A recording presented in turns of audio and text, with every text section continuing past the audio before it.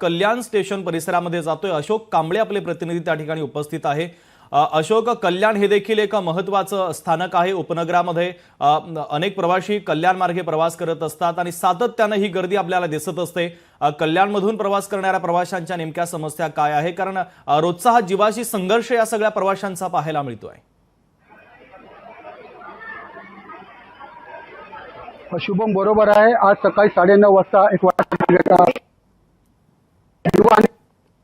खाली पडले, काही लोक त्याच्या गाडीमध्ये देखील पडले आणि त्यानंतर त्यांना हॉस्पिटलमध्ये घेऊन जात आलं, परंतु दुर्दैवाने म्हणजे 4 जणांचा मृत्यू झाला तर 7 ते 8 जण गंभीर अशा रीतीने जखमी आहेत। आता आपण कल्याण स्टेशनवरती उभा आहोत। हे बघू शकता आपण, या कल्याण स्टेशनवरती देखील खूप गर्दी असते। सकाळी जे चाकरमानी कामाला जातात ते खूप गर्दी असते आणि या टायमाला मुंबईकडून कल्याणच्या दिशेने, बदलापूरच्या दिशेने ज्या गाड्या येतात त्याच्यामध्ये देखील खूप गर्दी असते। आज आठवड्याचा पहिला दिवस आहे, सोमवार आहे आणि सोमवारी या गाडीला सोमवार ते शनिवार अशी भरमसाठ गर्दी असते।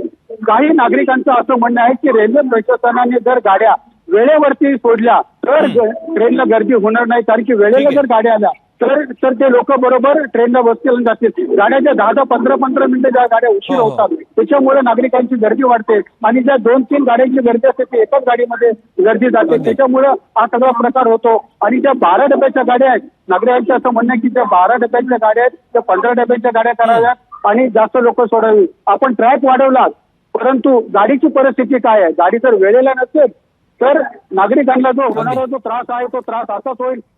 ठीक आहे अशोक, तुमचा मुद्दा देखील लक्षात येतोय, अत्यंत महत्त्वाचा मुद्दा देखील तुम्ही मांडलेला आहे। तर या दुर्घटनेनंतर प्रवाशांचा जीव मुठीत घेऊन हा सगळा संघर्ष आणि प्रवास रोजचाच झालेला आहे।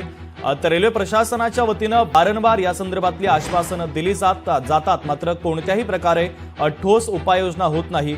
गर्दी सातत्यानं मुंबईतली ही रेल्वे स्थानकांवरची वाढत चाललेली आहे, मात्र गर्दीच्या नियंत्रणासाठी रेल्वे प्रशासन कुठेतरी अपुरं पडत असल्याचं पाहायला मिळतंय आणि त्यामुळे अशा सगळ्या या घटना सातत्यानं वाढत चाललेल्या आहेत आणि मुंबईच्या लोकलमधील गर्दी देखील सातत्यानं वाढत चाललेली आहे।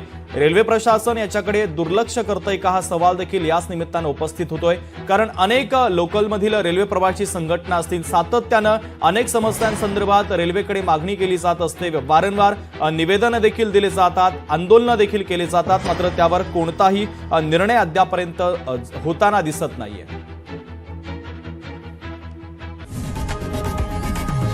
लोकशाही मराठी ऐका, पहा, जागरूक रहा।